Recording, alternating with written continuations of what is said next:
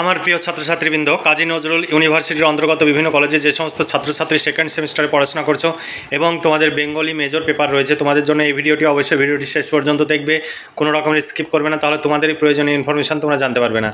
দেখো, Kazi Nazrul university second semester Bengali major 2 paper, Sanskrit, ইংরেজি সাহিত্যের ইতিহাস ও বাংলা ভাষাতত্ত্ব, এই সিলেবাসের উপরেও আমাদের নোটস রেডি আছে। যদি নোটস সংগ্রহ করতে চাও 250 টাকা পেমেন্ট করতে হবে। একটি পেপারের জন্য শর্ট প্রশ্ন, বড় প্রশ্ন, কমপ্লিট উত্তর সহ পেয়ে যাবে। এর বাইরে কিছু পড়ার প্রয়োজন হবে না, পরীক্ষা 100% কমন পাবে। সিলেবাস ভিত্তিক সাজেশনের নোটস তোমরা পেয়ে যাবে 250 টাকায় একটি পেপারের জন্য। বাংলা, ইতিহাস, রাষ্ট্রবিজ্ঞান, এডুকেশন, দর্শন, এই সমস্ত মেজর মাইনর পেপারের নোটস পেয়ে যাবে।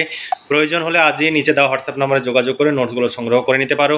2, 5, 10 সমস্ত ধরনের প্রশ্ন এবং উত্তর তোমরা পেয়ে যাবে 2025 সালের সিলেবাস ও সাজেশন অনুযায়ী। রামায়ণ থেকে প্রশ্ন দেখো, বাল্মীকি রামায়ণের বিষয় সংক্ষেপে আলোচনা করো। আর রামায়ণের প্রক্ষিপ্ত অংশগুলি উল্লেখ করো।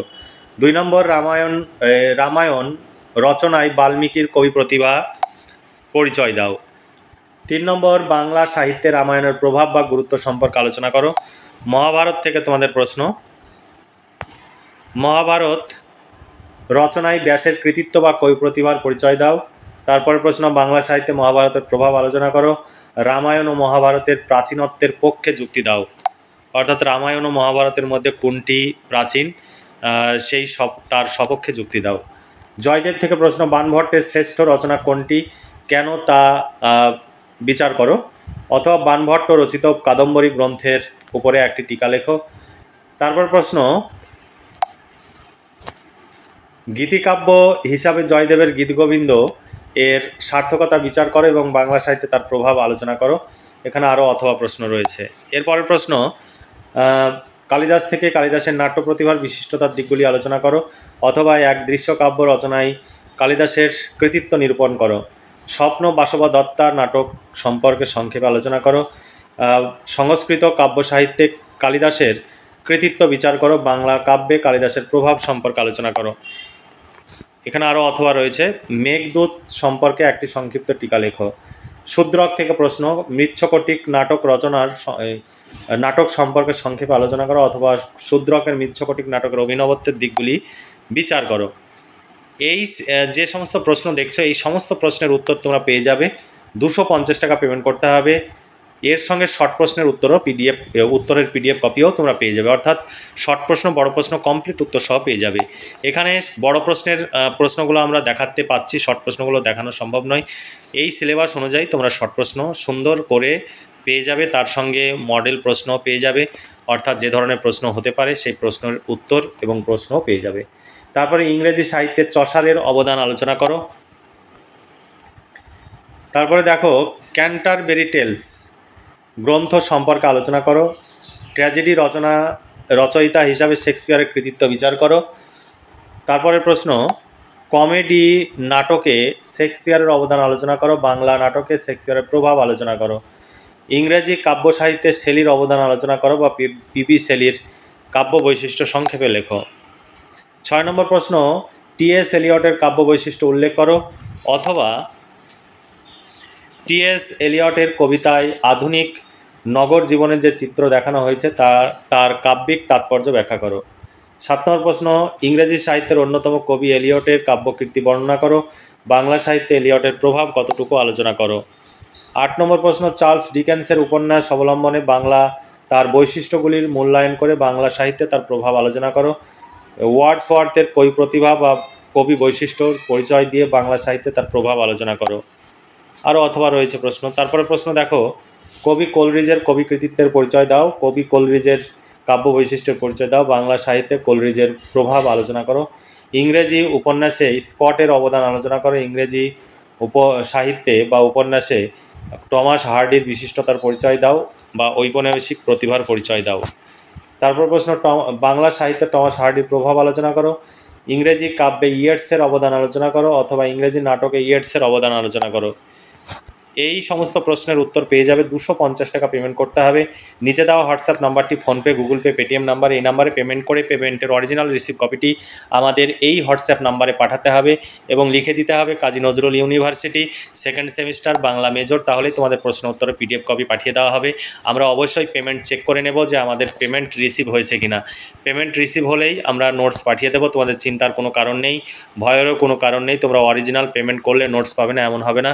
তোমরা নিশ্চিন্তে থাকবে, তোমরা ঠিক নোটস তোমরা পেয়ে যাবে। হয়তো কখনো কখনো 5 মিনিট 10 মিনিট দেরি হতে পারে, কারণ বিভিন্ন সময় আমরা রাস্তায় থাকি বা বিভিন্ন মিটিংয়ে ব্যস্ত থাকি। সেই সময় হয়তো 5 মিনিট 10 মিনিট বা 15 মিনিট দেরি হতে পারে। তোমরা ওয়েট করবে, পেমেন্ট করেই সঙ্গে সঙ্গে টেনশন করবে না বা ফোনের পর ফোন করে যাবে না। অনেক ক্ষেত্রে গাড়ি চালালে বা রাস্তায় থাকলে ফোন রিসিভ করা অসুবিধা হয়, সেক্ষেত্রে তোমরা বারবার ফোন করে যাও, সেটা করবে না, ওয়েট করবে। তারপরে দেখো ভাষাতত্ত্ব থেকে প্রশ্ন, উচ্চারণ স্থান অনুযায়ী বাংলা স্বরধ্বনিগুলির বর্গীকরণ করো। উচ্চারণের প্রকৃতি অনুযায়ী স্বরবর্ণ ও ব্যঞ্জন বর্ণের প্রধান পার্থক্যগুলি লেখো। উচ্চারণ স্থান অনুযায়ী ও প্রকৃতি অনুযায়ী ব্যঞ্জন ধ্বনির বর্গীকরণ করো। মৌলিক ও যৌগিক স্বর কাকে বলে উদাহরণসহ বুঝিয়ে দাও। ব্যঞ্জন ধ্বনির অন্তর্গত দন্ত ধ্বনির পরিচয় দাও। ব্যঞ্জন ধ্বনির অন্তর্গত অন্তস্থ ধ্বনির পরিচয় দাও।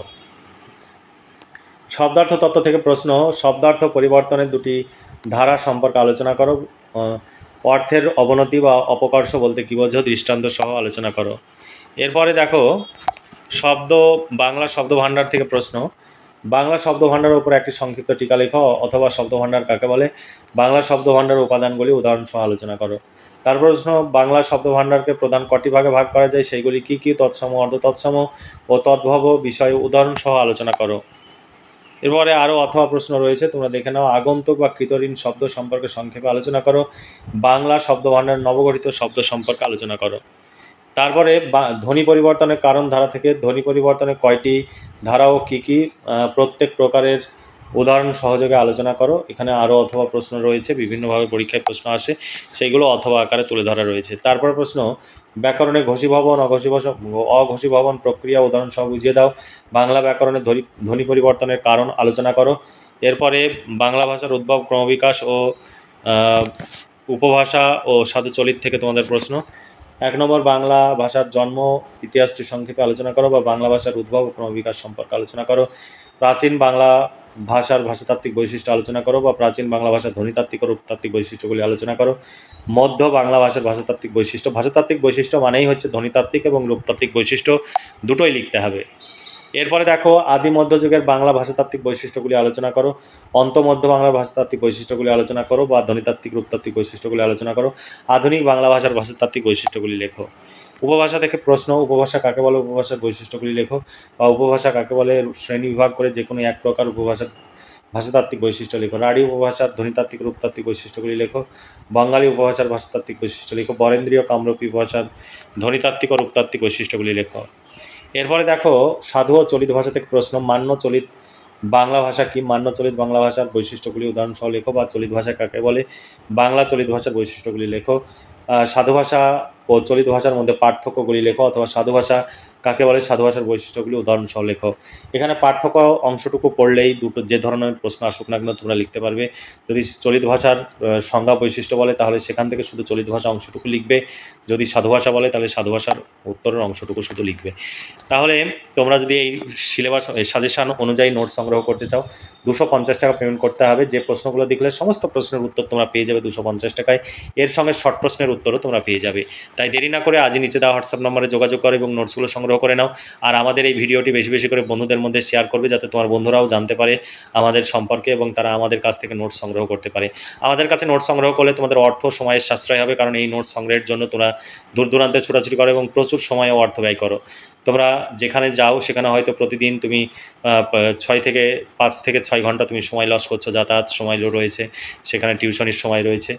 সেই সময়টা তুমি কোনো কম্পিটিটিভ পরীক্ষা বা অন্য কোনো কাজে ব্যবহার করতে পারো বা কোনো ভবিষ্যৎ কর্মজীবনে পৌঁছানোর জন্য তুমি যে কোনো ডাক্তারি প্র্যাকটিস করতে পারো বা কোনো টেকনোলজি কাজ শিখতে পারো, যাতে ভবিষ্যৎ কর্মজীবনে সহজে উপনীত হওয়া যায়।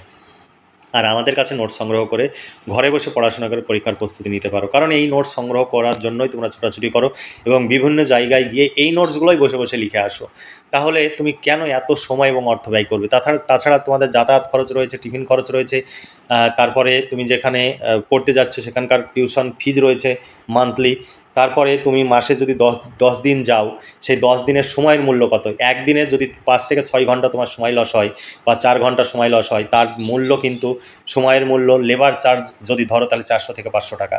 তাহলে তুমি সময়ের মূল্য বাবদ তুমি মাসে 10 দিন যদি যাও, 10 দিনে 4 থেকে 5,000 টাকা সময়ের মূল্য বাবদ তুমি নষ্ট করছো। এত কেন সময়ের অপচয় করছো? সময়ের অপচয় নয়, সেটা অর্থের অপচয়। সেটা কিন্তু সব সময় মাথায় রাখবে, কারণ এই নোট সংগ্রহ করতে গিয়ে তোমাদের দেখা যাচ্ছে একটি সেমিস্টারে তোমাদের 8 থেকে 10,000 টাকা খরচ হয়ে যাচ্ছে। সমস্ত মানে হিসাব যদি তোমরা যোগ করো তাহলে বুঝতে পারবে। সেখানে মাত্র আমাদের কাছে 250 টাকায় নোটসটা পেয়ে যাচ্ছ। তাহলে 250 টাকায় যে নোটস পাচ্ছ, সেই নোটসের জন্য তুমি এত টাকা কেন খরচ করতে যাবে? এত সময় কেন অপচয় করতে যাবে? যদি ভালো লাগে অবশ্যই ভিডিওতে লাইক করবে, বন্ধুদের সঙ্গে শেয়ার করবে, আর চ্যানেলটি সাবস্ক্রাইব করা না থাকলে চ্যানেলটি তোমাদের নিজেদের প্রয়োজনে সাবস্ক্রাইব করে রাখবে। তাহলে আজকে এই পর্যন্তই। ভালো থেকে, সুস্থ থেকে এবং খুব ভালোভাবে পড়াশোনা করে পরীক্ষার প্রস্তুতি নাও। এই শুভকামনা জানিয়ে আজকের ভিডিওটি এখানে সমাপ্তি ঘোষণা করছি।